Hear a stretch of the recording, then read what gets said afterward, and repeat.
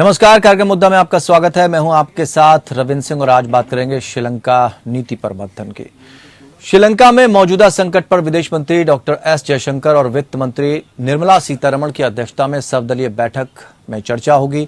इस बैठक में सभी प्रमुख राजनीतिक दलों के बड़े नेता शामिल होंगे। विदेश मंत्री और वित्त मंत्री विपक्षी नेताओं को श्रीलंका संकट के बारे में जानकारी देंगे। श्रीलंका की बिगड़ती अर्थव्यवस्था पर भारत भी चिंतित है और मदद की हर संभव कोशिश कर रहा है। इससे पहले केरल की राजधानी तिरुवनंतपुरम में पत्रकारों से बात करते हुए जयशंकर ने कहा था कि हम श्रीलंका के मुश्किल समय में उसके साथ हैं। हम मदद करने की कोशिश कर रहे हैं और जिस बात को लेकर वहां के नागरिक चिंतित हैं उसके लिए हमारी सरकार हमेशा खड़ी रहेगी। वे अभी अपने स्तर पर काम कर रहे हैं, इसलिए हमें इंतजार करना होगा और देखना होगा कि वे क्या करते हैं। वहीं जब पत्रकारों ने पूछा कि क्या कोई शरणार्थी संकट भी है तो जवाब में केंद्रीय मंत्री ने कहा, अभी कोई शरणार्थी संकट नहीं है। भारत ने भीषण आर्थिक संकट से जूझ रहे श्रीलंका को ऋण सुविधा के तहत 44,000 टन से अधिक यूरिया मुहैया कराया। भारतीय उच्चायोग ने यहां बताया कि श्रीलंका के किसानों को समर्थन और खाद्य सुरक्षा के लिए द्विपक्षीय सहयोग बढ़ाने के लिए जारी प्रयासों के तहत मदद दी गई है। श्रीलंका को भारत ने भारी कर्ज भी दिया। इस साल के पहले 4 महीने यानी जनवरी से अप्रैल के बीच भारत ने श्रीलंका को 37.69 करोड़ डॉलर का कर्ज दिया। वहीं चीन से इस अवधि में श्रीलंका को 6.77 करोड़ डॉलर का कर्ज मिला है। पिछले दिनों श्रीलंका के ऊर्जा मंत्री कंचना विजयसेकरा ने कहा कि अभी तक भारत ही एकमात्र देश है जिसने इस संकट में श्रीलंका की मदद की है। पिछले कुछ महीनों में भारत से श्रीलंका को दिए जाने वाले कर्ज में तेजी से बढ़ोतरी हुई। चालू वर्ष के पहले 4 महीनों में भारत ने श्रीलंका को सबसे ज्यादा कर्ज दिया। इस मामले में भारत ने चीन को भी पीछे छोड़ दिया। आर्थिक संकट से जूझ रहे श्रीलंका में 60 लाख से अधिक लोगों के सामने खाने का संकट पैदा हो गया है। दवा, रसोई गैस, ईंधन और टॉयलेट पेपर जैसी आवश्यक वस्तुओं की भारी कमी हो गई है, जिससे श्रीलंकाई लोगों को ईंधन और रसोई गैस खरीदने के लिए दुकानदारों के बाहर घंटों कतारों में इंतजार करना पड़ रहा है। वर्ल्ड फूड प्रोग्राम ने एक रिपोर्ट में कहा कि श्रीलंका में 63 लाख लोग यानी 28.3% आबादी के सामने खाने का संकट है। श्रीलंका में पेट्रोल बचत के लिए स्कूल और कॉलेज पहले से बंद कर दिए गए। वहीं सरकारी कर्मचारियों को घर से काम करने के लिए कह दिया गया। पिछले कुछ दिनों में यहां वेश्यावृत्ति तेजी से बढ़ी है। पेट पालने के लिए यहां कई महिलाएं सेक्स वर्कर बनने को मजबूर हैं। आयुर्वेदिक स्पा सेंटर की आड़ में यहां धड़ल्ले से सेक्स वर्क का भी काम चल रहा है। रिपोर्ट्स के मुताबिक सेक्स इंडस्ट्री से जुड़ी ज्यादातर महिलाएं कपड़ा उद्योग से आ रही हैं। जनवरी तक यहां काम था, लेकिन उसके बाद देश की बिगड़ती अर्थव्यवस्था की वजह से उन्हें इस धंधे में उतरना पड़ा। श्रीलंका के डेली न्यूज़पेपर द मॉर्निंग के अनुसार कपड़ा उद्योग में कार्यरत महिलाएं नौकरी जाने के डर और देश की खराब अर्थव्यवस्था के चलते वैकल्पिक रोजगार के रूप में वेश्यावृत्ति की ओर बढ़ रही हैं।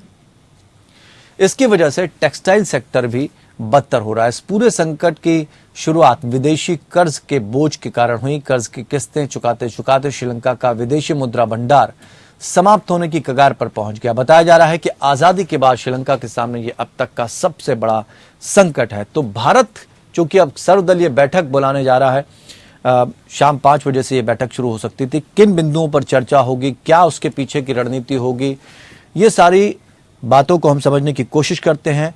4 खास मेहमान हमारे साथ इस चर्चा में शामिल हैं जिससे हम बैठक पर उठाए जाने वाले बिंदुओं को समझेंगे और साथ ही श्रीलंका की स्थिति को भी समझने की कोशिश करेंगे। देवेंद्र प्रमुख भारतीय जनता पार्टी से हमारे साथ जुड़े हुए हैं। राम प्रकाश पांडे प्रवक्ता टीएमसी हमारे साथ जुड़े हैं। जितेंद्र कुमार ओझा पूर्व राजनयिक हैं, हमारे साथ जुड़े हुए हैं। और अजय अरोड़ा कांग्रेस की तरफ से हमारे साथ जुड़े हैं। आप सभी मेहमानों का बहुत बहुत स्वागत करते हैं। और जितेंद्र, पहले हम आपसे पूरी चीजें समझ लें, उसके बाद हम सर्वदलीय बैठक की तरफ बढ़ेंगे और बीजेपी और बाकी नेताओं से भी समझने की कोशिश करेंगे। वर्तमान जो स्थिति बनी हुई है श्रीलंका को, क्या लगता है कि भारत क्या कुछ कर सकता है ऐसे समय में? क्या विकल्प होंगे?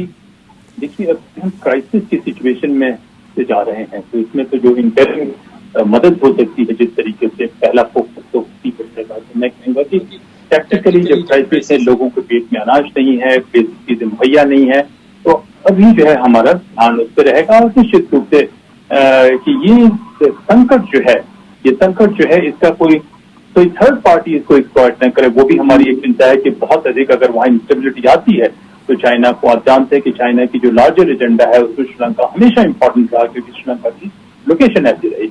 और चाइना से पहले पिछले शताब्दी में अमेरिका का या वेस्टर्न पावर का जो स्टाइल रहे हमसे, उनकी एजेंडा में भी श्रीलंका हमेशा रहा। लेकिन मैं 2-3 बातें कहना चाहूंगा रविंद्र जी, थोड़ा सा मुझे समय दे ये बताने के लिए। जी, ये एक टैक्टिकल समस्या नहीं है। बहुत से लोग कह रहे हैं कि अच्छा ये हो जाता तो वैसे हो जाता। ठीक बात। ये जो पश्चिमी मॉडल है, जो वेस्टर्न मॉडल की डेमोक्रेसी हम लोगों ने अडॉप्ट किया है और इसको अपने हिसाब से इसको गेम कर दिया है, इसको सबवर्ट कर दिया है, इस मॉडल ऑफ गवर्नेंस का जो फेलियर है वो दिखा रहा है कि एक पॉइंट तक तो लगता रहा है कि चीजें ठीक है और सडनली ये कोलैप्स कर गई। ये मैं इसमें नहीं कह रहा हूं, मैं चीन का भी कह रहा हूं कि चीन जैसे देश का जो एक ओपेक और अथॉरिटेरियन पावर होने के बावजूद हमसे 5-6 गुना आगे चली गई है। तो हिंदुस्तान के 3 बड़े दलों के लोग हैं, मैं उनसे कहूंगा कि देखिए इस पे आप डिस्पैशनेट और बाई पार्टीजन तरीके से इसको सोचने की कोशिश करें, अपने लीडरशिप को भी बताएं, क्योंकि ये दिखा रहा है कि इस डेमोक्रेसी को कैसे गेम कर दिया गया। महिंदा राजपक्षे पहले परिवार नहीं थे, उनके पहले भंडार नायके का परिवार था। तो डेमोक्रेसी होने के बावजूद जिस सिस्टम में कंपटीशन होना चाहिए था, कॉम्पिटेंस होनी चाहिए था, मेरिट होनी चाहिए था, उस सिस्टम में लॉयल्टी आ गई, पर्सनल लॉयल्टी आ गई और कंपटीशन, इसी एक सारे इंस्टीट्यूशन को सपोर्ट कर दिया था राजपक्षे परिवार ने। उनके घर के आधे दर्जन लोग कैबिनेट में थे, 20-25 लोग जो इसमें थे और सारे अंडर हैंड डील कर रहे थे, गलत से गलत पॉलिसीज आ रही थी और उनको दिखाई नहीं पड़ रहा था। उनको अभी तक लग रहा था कि किसी तरीके से वो बच जाएंगे। और अभी आप देखें कि वहां के लोग रनिल विक्रमसिंघे में भी विश्वास नहीं रख रहे हैं, आंदोलन अभी भी चल रहा है।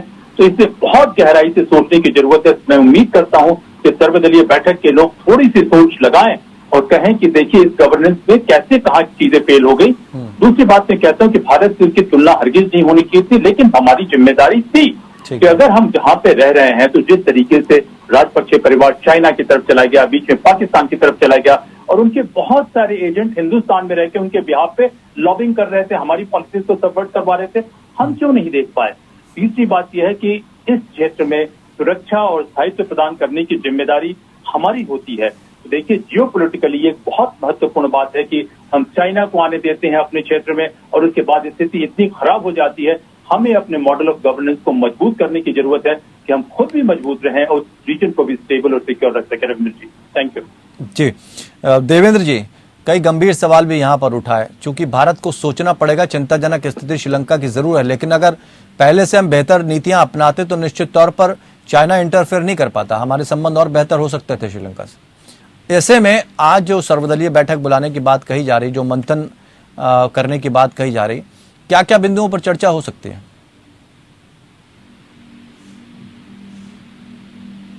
देवेंद्र जी, आवाज पहुंच रही है आप तक? आपकी आवाज मुझे मिल रही है जी, जानना चाहेंगे। कई गंभीर सवाल भी उठाए हैं जितेंद्र जी ने। मैं ये कहना चाहूंगा कि जब ये तो क्लियर इस चीज से डिसीजन हुआ है जी, लेकिन जिस तरह से सवाल है उन पर एक मंथन होना बात है कि पहले से पहले ही अगर श्रीलंका जैसे राष्ट्र तो जैसे कहा कि संबंध चाइना के अच्छे हुए हैं, कहीं सरकार आपकी आवाज थोड़ा गड़बड़ पहुंच रही है हम तक, हम आपके पास आते हैं, थोड़ा आवाज ठीक कराने की कोशिश करते हैं। राम प्रकाश पांडे जी, जो नीतियां हैं, चूंकि शरणार्थियों की भी समस्या है, कर्ज देने की भी समस्या है, हालात जिस तरह के बने हुए हैं उसको लेकर भारत के सामने कई चीजों से सीख भी लेना और आगे भी बढ़ना है। और चूंकि पड़ोसी देश का मामला है, जब हम बात करते हैं नेबरहुड की, तो नेबरहुड फर्स्ट ये तो हमेशा से पॉलिसी भारत अपनाता है। लेकिन अभी क्या लगता है कि सबसे बड़ी स्थिति आप पर जो बातचीत होगी, जो सर्वदलीय बैठक होगी, उसमें क्या क्या मुद्दे उठाएंगे? देखिए, ये नेबरहुड फर्स्ट संस्था का जो हमारा पड़ोसी देश है उसका सहयोग करना हमारा कर्तव्य बनता है। भारत जिस तरह से हर सदैव अपने पड़ोसी देशों का सहयोग करते आया हुआ है। और दूसरी बात देखिए, जिस तरह से चाइना इस पर उछल रहा है, अगर हम श्रीलंका के साथ नहीं खड़ा होते तो हमारी रक्षा में भी, देश की रक्षा को भी आघात आ सकता है। तो हमें श्रीलंका के हर मुद्दे पर साथ देना चाहिए। और जिस तरह से सर्वदलीय बैठक बुलाई गई है, तो ये जी और पहले बुला लेना चाहिए था और पहले इससे तत्परता लेनी चाहिए थी, क्योंकि चाइना हमेशा देश को, भारत को नुकसान पहुंचाने का चेष्टा करता है। हाँ, लेकिन ये तो तभी संभव हो पाएगा जब अपनी अपनी डफली अपना अपना राग नहीं होगा, सब एकजुट होंगे एक मंच पर आकर। ऐसे में क्या सबकी राय एक मंच पर एक जैसी बन पाएगी, या कहाँ कहाँ दिक्कतें फंसेंगी? देखिए, जहाँ देश की बात है सबकी राय एक तो बनी पाएगी, किंतु मैं एक चीज यहाँ पर जरूर बोलूंगा कि जिस तरह से आज इस श्रीलंका के मुद्दे पर सर्वदलीय बैठक बुलाई जा रही है, और भी कई मुद्दा थे जिस पर सर्वदलीय बैठक बुलानी चाहिए थी, किंतु उन मुद्दों पर कभी नहीं बुलाया। और भारत की भी आज अर्थव्यवस्था की पोजीशन खराब हुई, क्योंकि कभी किसान आंदोलन और नहीं, विदेशी मुद्दों अभी तो चूंकि श्रीलंका की स्थिति, उस पर बात कर लेते हैं, फिर किसी और दिन रख लेंगे हम भारत में जिस तरह की स्थिति बनी हुई। लेकिन कई बार विदेशी मुद्दों को लेकर भी अलग थलग पड़ता नजर आता है जब सर्वदलीय बैठक बुलाई जाती है, अपनी बातें अलग तरीके से रखते हैं। तो आपको क्या लगता है कि कौन कौन सी चीजें जो हैं जो विपक्ष उठा सकता है? देखिए, विपक्ष जो उठा सकता है कि भाई आप इस तरह से बैलेंस करके करें कि जिस तरह से अपने देश को कोई अर्थनैतिक रूप से नुकसान ना पहुंचे। अजय अरोड़ा जी, लगता है कहीं कमी आएगी, कहीं मतभेद होते नजर आएंगे? क्योंकि कई बार स्थिति पलट जाती है, आपसी मतभेद अंतर्राष्ट्रीय स्तर पर भी कई बार नुकसान पहुंचा देते हैं। बिल्कुल रविंदर जी, जो बैठक आज होनी है, जब जागे जब सवेरा, ठीक, इससे विलंब हो गया, इससे पहले कर लेनी चाहिए थी।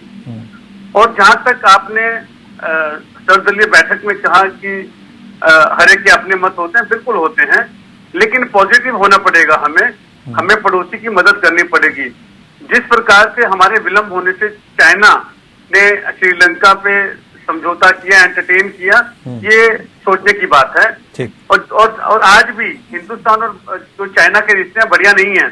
कल भी हिंदुस्तान और चाइना की आपस में बात हुई थी, जो सफल नहीं हो पाई, खरी नहीं उतरी और उसका कोई नतीजा नहीं निकला।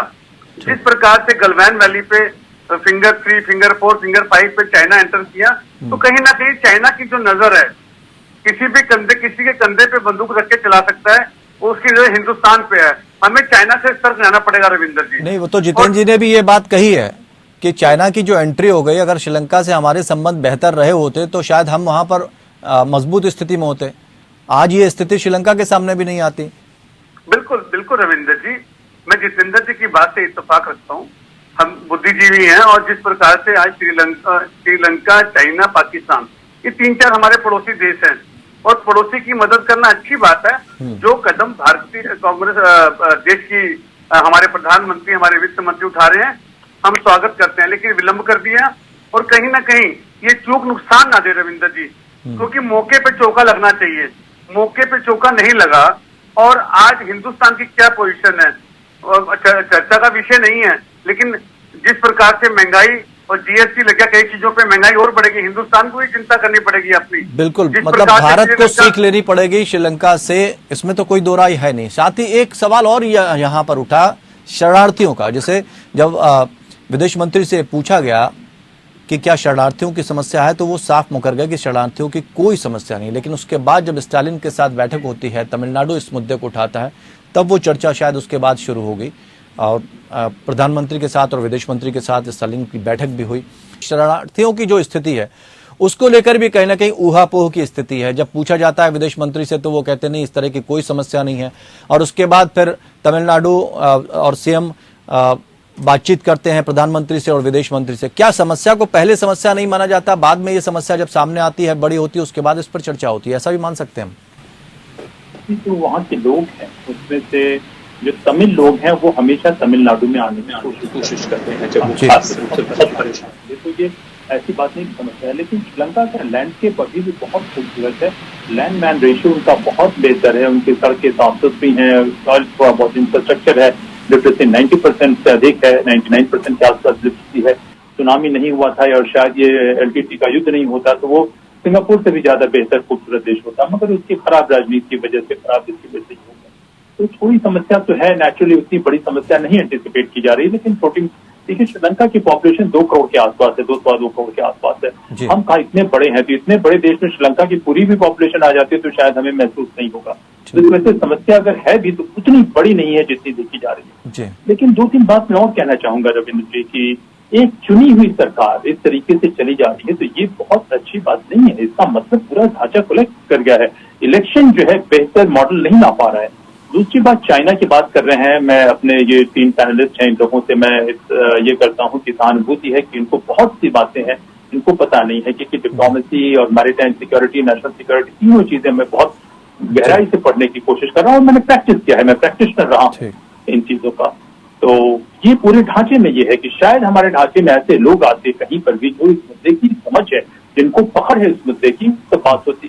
पॉलिटिक्स की हम जो बात कर रहे हैं, मैं कहते हैं कि पूरा डेमोक्रेसी के इस सवाल उठ गया है। क्या आप देखिए कि सिनेमा के नाटककार, कॉन्ट्रैक्टर, जेब कतरे, आई एम सॉरी टू से दिस, वो भी आ जाते हैं, क्रिमिनल्स भी आ जाते हैं, जो आपके पॉलिटिक्स में आते हैं वो वही करेंगे जो उनको पता होगा, वो कुछ कर तो नहीं सकते हैं। तो वो जो है सोशलिस्ट गवर्नेंस जिसमें इंटेग्रिटी हो, जिसमें कॉम्पिटेंस हो, वो हमारी सिस्टम नहीं ला पा रही है। और कई बार मैंने कहा डेमोक्रेसी पे भी देखते होता रहा और दुनिया भर के इंस्टीट्यूशन में मैं बात करता हूँ, आपके चैनल पे मित्रता की वजह से मैं आता हूँ, तो उनसे मैं हमेशा कहता रहा हूँ कि डेमोक्रेसी को इवॉल्व करने की जरूरत है। आज से 4 साल पहले का भी मेरा एक कि हिंदुस्तान को पहल करने की जरूरत है कि वेस्ट का मॉडल हमें न तो सिक्योरिटी दे पाएगा, न हमारी पोटेंशियल को ऑप्टिमाइज कर पाएगा।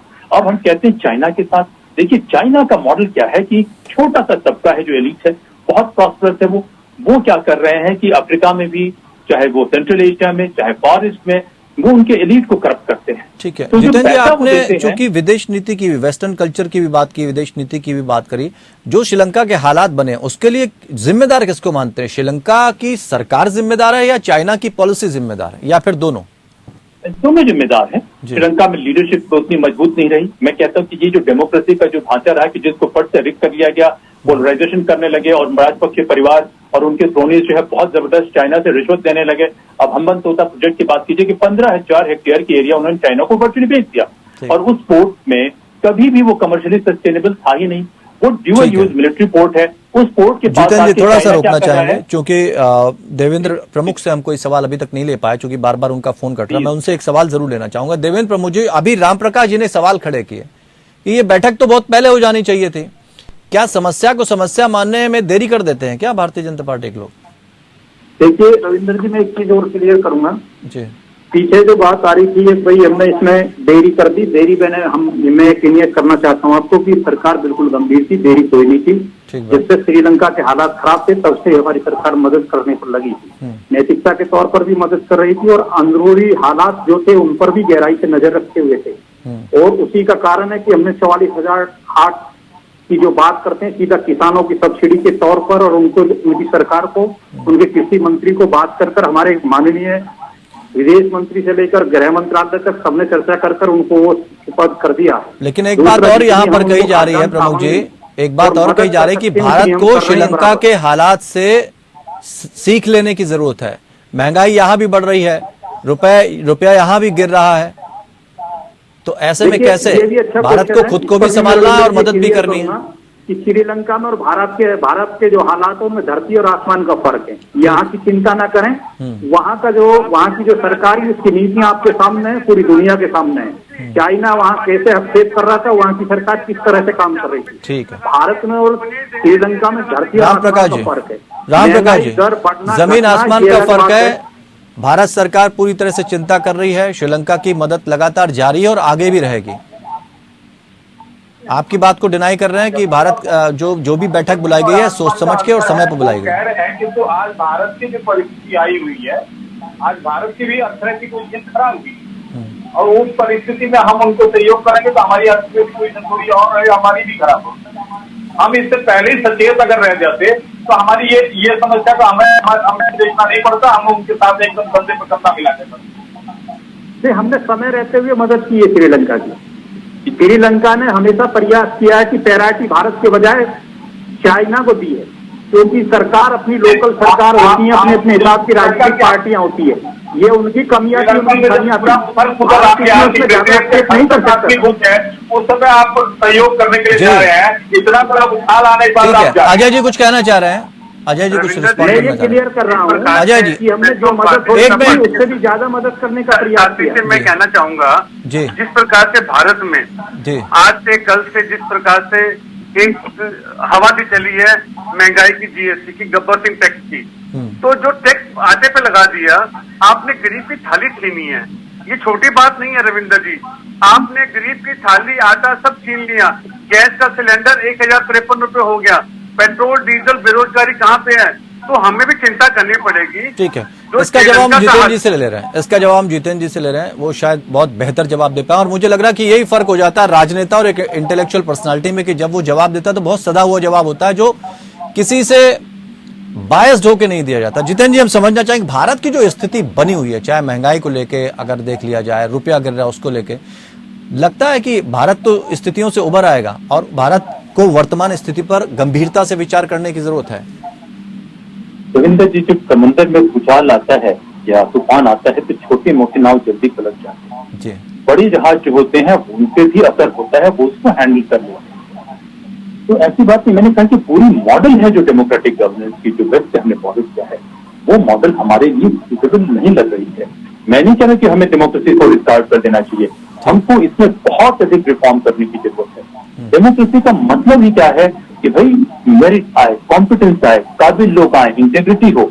मैं नहीं समझता, देखिए मैं तो बहुत सारी चीजें जानता हूँ, मैं नेशनल इंटेलिजेंस एकेडमी का भी सबसे यंगेस्ट प्रधानाचार्य रहा आज से 10 वर्ष पहले। जी, संक्षेप में एक जवाब जितेंद्र जी और लेना चाहेंगे। एक जवाब मैं जो देना चाहता हूँ वो ये कि ये सिस्टम जो है कोलैप्स करने की तरफ जा रहा है अगर हम इस पे नहीं चेतते हैं। ये पॉलिटिक्स का मतलब नहीं होता है कि कुछ गैंग्स आपस में लड़ाई करे। बहुत अफसोस होता है कभी कभी क्वालिटी ऑफ डिबेट को देख के, मैं दोष नहीं देना चाहता हूँ, लोगों को मालूम नहीं है, लेकिन जो समस्याएं हैं वो समस्याएं हमारे पास भी हैं, क्योंकि हम बड़े हैं इस वजह से हमें उतनी ज्यादा क्राइसिस नहीं आ रही है। और दूसरी बात, जो चाइना और भारत की एसिमेट्री है, वो एसिमेट्री ही दिखा रही है कि हमारे गवर्नेंस में क्या डेफिशिएंसी है। ठीक, धन्यवाद।